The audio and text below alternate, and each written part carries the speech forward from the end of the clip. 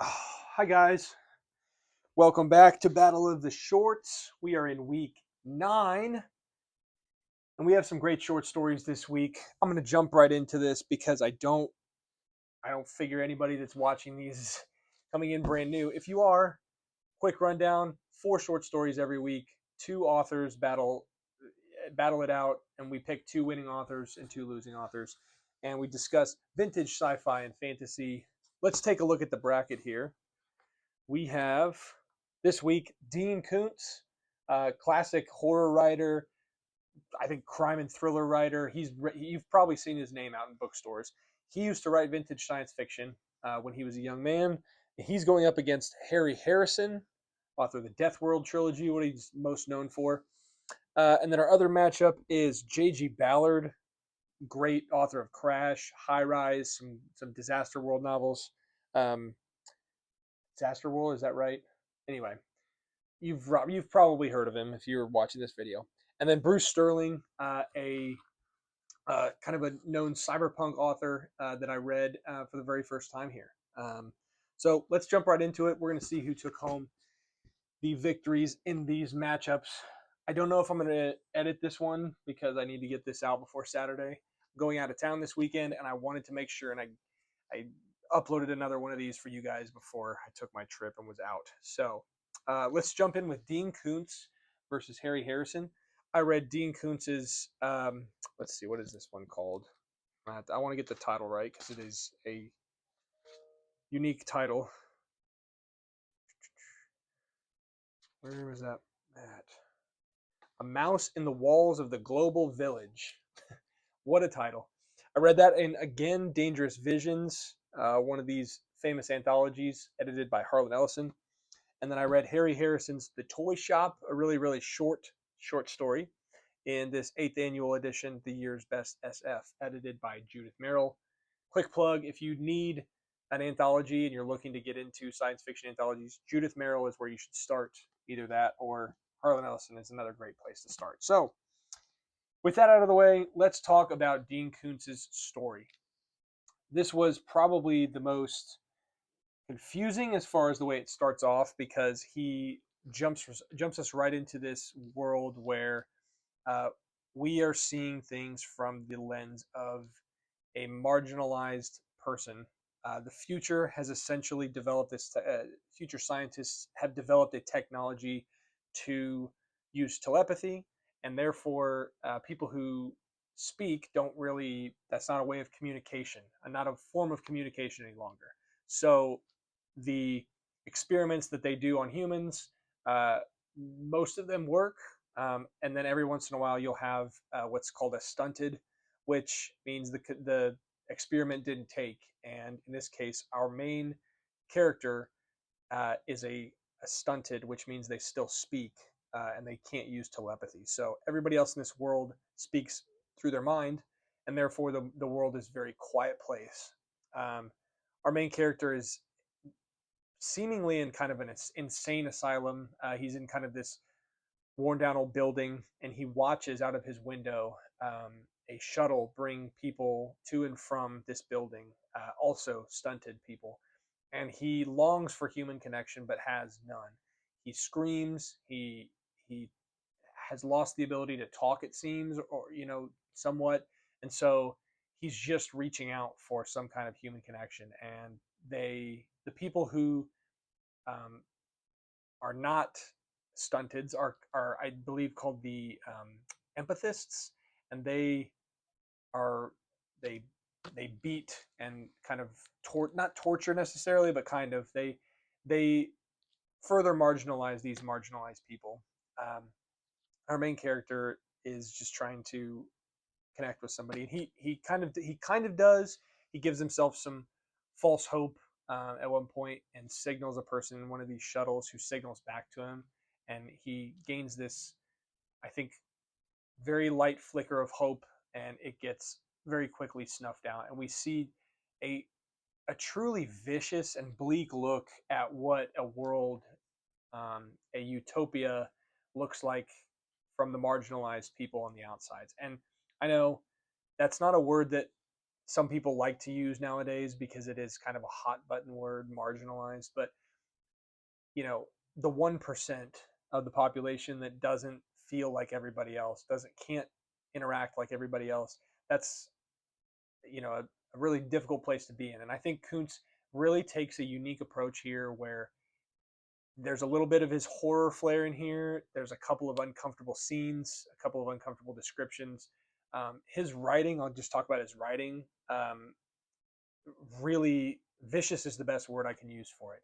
It's unapologetic. It really does a good job of getting the message across in a short time span. A lot of these stories in Dangerous Visions and again Dangerous Visions are not really for the faint of heart. You can't read them and just expect to have a fun short story, kind of like the one that I'm going to talk about next. This one is so much more of you kind of got to mentally and emotionally prepare yourself for what you're reading in a way where this kind of story is just not, it's not for the faint of heart, I guess is the best way to put it. So I would encourage you to read this. Dean Koontz really impressed me here. I will be reading more of him for sure. This was when he was pretty young. I think Harlan Ellison said he was in his early to mid 20s when he wrote this, and he is a prolific writer. He has a ton of material. So I'm going to kind of seek some more of his out because this was an impressive short story. Really grabbed my attention. I think for this one, real quick, there was a quote in this that jumped out at me. The phrase "the violence of ignorance" I thought was a very interesting way to put that plot that I just summarized. Put it into a very short phrase. What happens when everybody in a society, for the most part, ignores a certain subsect? It's quiet violence, in a sense. So anyway, very, very good story. I'm giving this one an 8.5. I thought it was very, very good. I would encourage you to go find it. If you can find, again, Dangerous Visions, powerful anthology, very important. I'm going to keep reading other authors in here because there's some great names. So with that, Dean Koontz gets an 8.5 from me.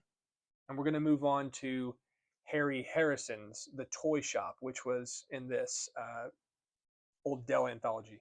The Toy Shop follows a man who goes into a toy shop and he sees this demonstration of what's called let me look here, a space wave tapper, which is kind of um, it's a children's toy with kind of a cheap illusion at the end of it, and this colonel who buys this toy from this demonstrator takes it to his poker game with his buddies and can like make something levitate, and it's like ta-da, it's kind of a party trick, so to speak. And but we get this kind of funny ending where we learned that there's like the technology is going to accelerate human beings, you know, use for tech. I don't know. It was a short story. I think it was only like 4 or 5 pages. It was my first experience with Harrison. It felt like it was Harrison trying to be Ray Bradbury, um, without all of the magical prose that in the florid prose, the floral prose that, if is floral the right word? Yeah, florid prose. That's what I wrote in my notes here. Without all of that stuff, it was. I wrote here. The idea was fine, the execution was fine, and the writing was fine. On its own, it's a perfect 5 out of 10. So it's not a bad story. I wouldn't call it a good story. I think Harry Harrison. I've heard that the Death World trilogy is a mess, but can be kind of fun. I haven't read any of the Steel Rat stuff, so I just don't know much about Harrison. I think he's probably not really much. His writing isn't much of my taste, so I don't know if I'll revisit Harrison. This short story didn't really move the needle for me, so 5 out of 10. I don't want to be harsh to it because it wasn't bad objectively. It just wasn't very good. So with that, that does our first matchup.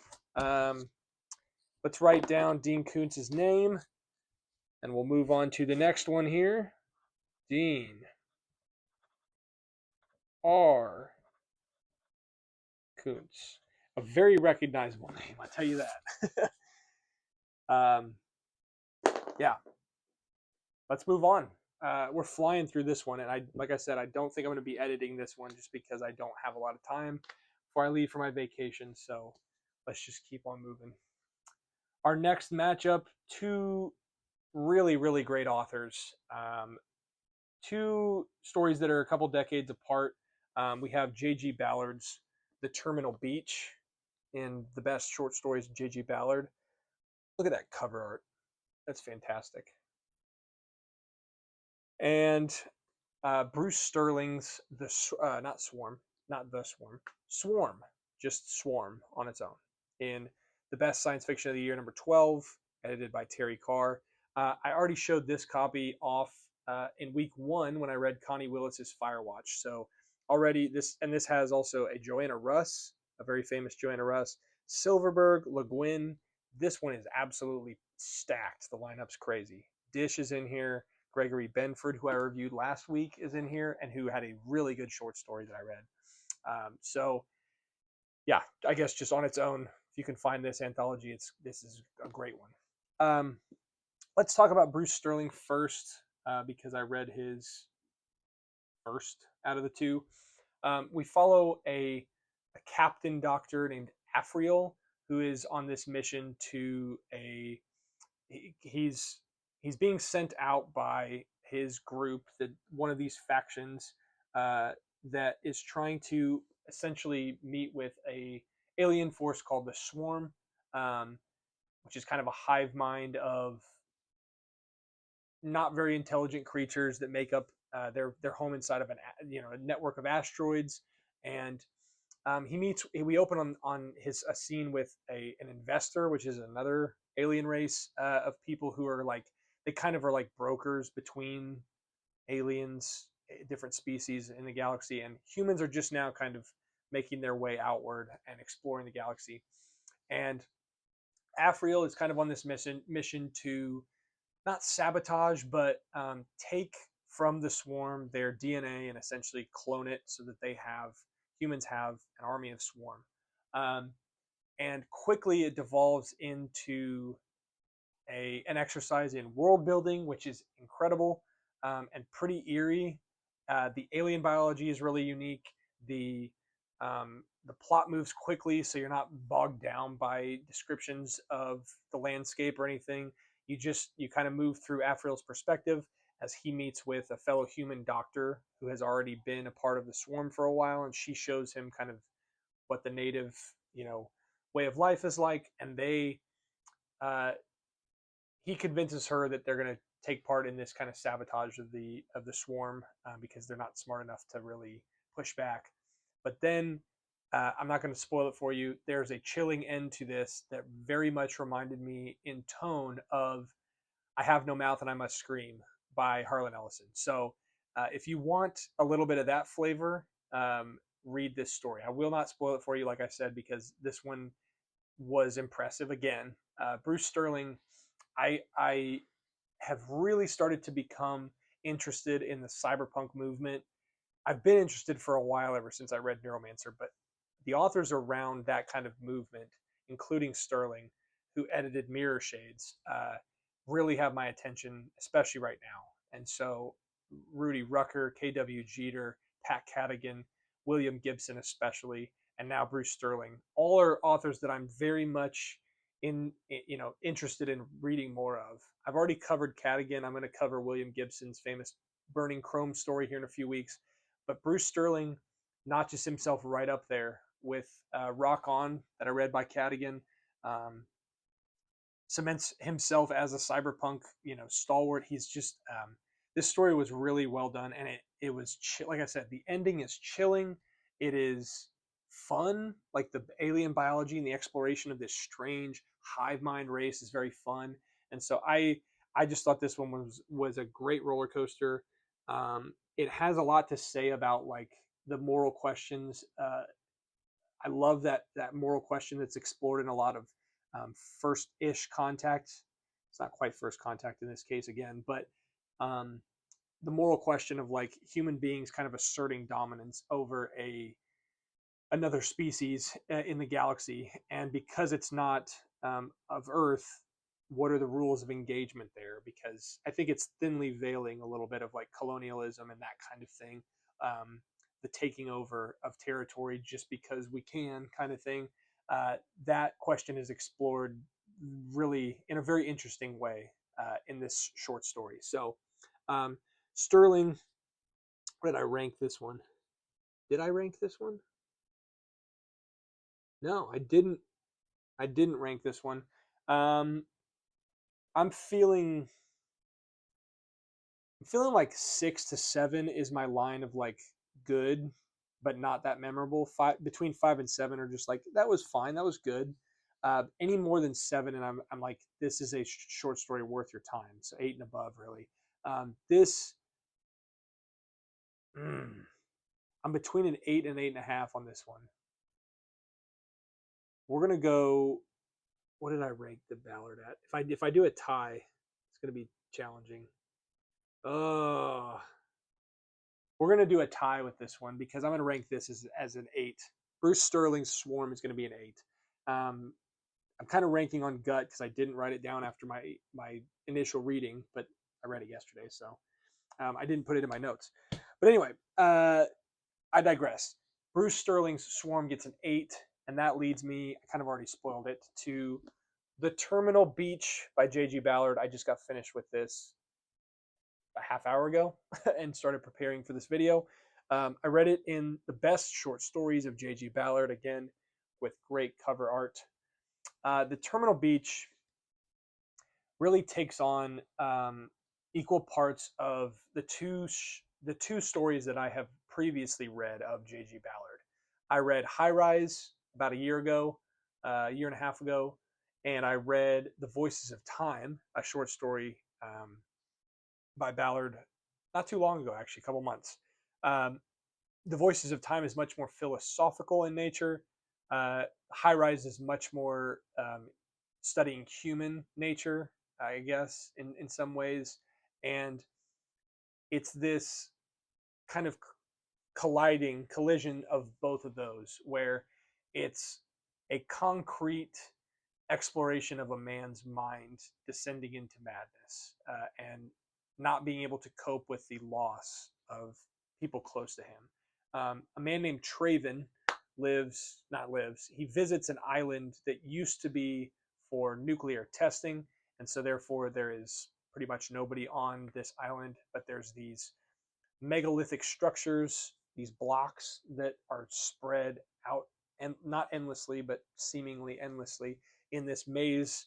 And this island just really kind of represents his mind. I think in a way, being trapped within the blocks and being unable to kind of get out.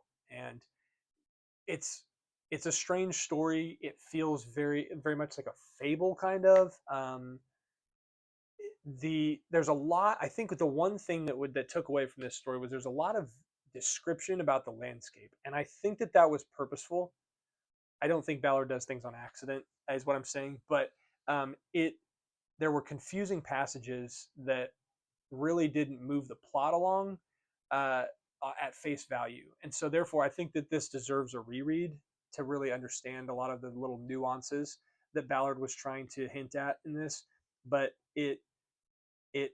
it's told in kind of these little vignettes. I'll show you here. We start with there's a section here that's just half a page long called The Submarine Pens right here. And then we get to another section called Traven Lost Among the Blocks, and that lasts actually a page and a half, because then we get A Belated Rescue. And it's titled, I don't know if this is just in my edition or if that's how all of the printings of this story came with little subheadings, but it was like snapshots of just these strange descents of Traven getting kind of lost among the blocks. And I'm not going to talk much more about the plot because that's kind of the whole gist of the plot. You kind of have to read it. It's more of an experience than a plot-driven story, but it's very character-focused, very much a close view into the mind of this man who has, the central crux of the story is he's lost his wife and his son in a car accident, and he just can't cope with that loss. And it's a heavy story. It has some strange kind of out of body descriptions as well. He sees them, the figments of them, the ghosts of them, kind of wandering along the blocks with him, and it's pretty heartbreaking. But in classic Ballard fashion, he's just he's unlike anybody else, and he reads his stuff is so um, it's like cake. It tastes amazing, but you can't have too much of it. It's overly dense in the best way, and so I gave this an 8 as well, because I thought it did on first read kind of get bogged down in some landscape descriptions. But again, I think that the landscape functions as a character too. Um, as I said, that kind of our main character's mind, so to speak. And so I think with a careful rereading or two, I think I would get this story a little bit more. It was pretty murky on the first read, and I understood kind of the mile high plot points, but as I got into the weeds of what the themes were and what we were trying to explore, it was a difficult story. But I prefer that. I love digging into stories 2 and 3 and 4 times to really discover what the author was trying to say, and not always arriving at a perfect conclusion either. And Ballard he does that so well. He really does puzzle, I think, readers with his questions about humanity, about morality, about the psyche, and he uses his landscape in this in a really interesting way, much like High Rise. So he has this obsession with structures, I think, and their relationship, especially modern structures of concrete and of steel and stuff. The relationship of those buildings to his characters and how they kind of mirror each other or reflect and foil his character development. So anyway, Ballard gets an 8. Sterling gets an 8. What are we going to do? I'm going to kind of have to figure this out on the spot, because overall, I feel good about this recording, and I'm not going to edit this, as I've said for the third time. I'm going to let you guys choose. I don't know how that's going to work. I need to declare a winner here. I don't want to declare a winner here. I think what's tough about these two stories, and I'll spend just a minute on this. Sterling's was more enjoyable to read. Ballard's was more interesting to read. So the part of my brain that really wants to be scratched with intellectual, philosophical questions and musings really loved the Ballard story, Terminal Beach.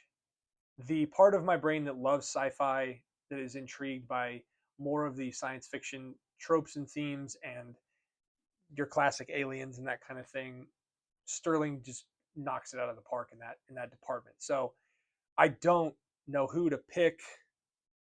I need to just flip a coin. I'm not going to flip a book. That's dangerous. I don't have a coin laying around. Let's do this. We're flipping a coin for the first time in the Battle of the Shorts history. I can't make up my mind because I like these two stories and two authors too much. This is a what do you call these things? Not cup holders. Good gosh. What is this thing called? Your cup sits on it, so it doesn't put a ring on your desk or something. A coaster. This whole time I've done a good job of speaking clearly, I feel like, and now I can't freaking think. Can't think clearly. All right. The KC side is going to be Bruce Sterling. The empty side is going to be J.G. Ballard. I know you can't see this, so I'm just going to try to throw it up and catch it. Here we go. Bruce. What did I say? Bruce Sterling? This is so embarrassing. I don't even know what I said. I think I went out of order. All right. We're going to do this again. You guys are probably laughing behind the camera like, what is wrong with this guy? KC is going to be Bruce Sterling. It's the book sitting on top. And this is J.G. Ballard. We're going to try that again. Oh! I threw it behind the camera. It landed on Bruce Sterling. That's tough. That is probably the best matchup so far in terms of two absolute heavyweight stories going at it. 2 8 out of 10s. But Bruce Sterling, I had to pick one. That kind of broke my heart a little bit. what's interesting about this series is that there'll be a top 50, so to speak, of all the winners, and then a bottom 50 of all the losers. But that doesn't really do it justice. I'm not going to be able to just blind rank based on who won and who lost because these were all randomized matchups. I didn't pick any of them on purpose, and I just think that's a great example of sometimes what you can find if you dig through your short story anthologies. Two back-to-back bangers to end week 9. So this week, Dean Koontz handily handles Harry Henderson. Nope, not Henderson. Harrison. I almost nailed that too. I almost stuck the landing. Dean Koontz handles Harry Harrison handily. Got it the second time. And then my second matchup this week, J.G. Ballard and Bruce Sterling went blow for blow, and Sterling comes out on top with Swarm. So anyway, 3 out of the 4 stories this week definitely deserve your attention and a good read. So I think that does it for week 9. If you want to look at the bracket here, there's some more great stories next week. We're going to try to go over Paul Anderson and Clifford Simak, A.E. Van Vaught versus Andre Norton. I'm hoping to have my video uploaded next week, but we're just going to take it week by week right now while I'm pretty busy and just hope for the best. So anyway, with that, I've been Dad Like Book. I hope that this one take is good. I don't have Greg Bear. Greg Bear is in a contract dispute with the network. I think I've told you guys that for a while. But really, it just doesn't. This is not a conducive setup for a co-host. So that's partially why he's gone too. And then I haven't been shouting out. I didn't shout out anybody this last week that I put a video out. So let's shout out Nick over at the Book Graveyard. I don't think I've done Nick yet. So go follow Nick over at the Book Graveyard. I'll put everything down in the description below, all the links and stuff. So with that, thank you for watching. This has been week 9. Tune in every Saturday morning at 9 a.m. Central Time if you would like to keep watching me just be a fool and talk about vintage science fiction and fantasy short stories. Battle of the Shorts week 9. That'll do it. Thank you guys. See ya.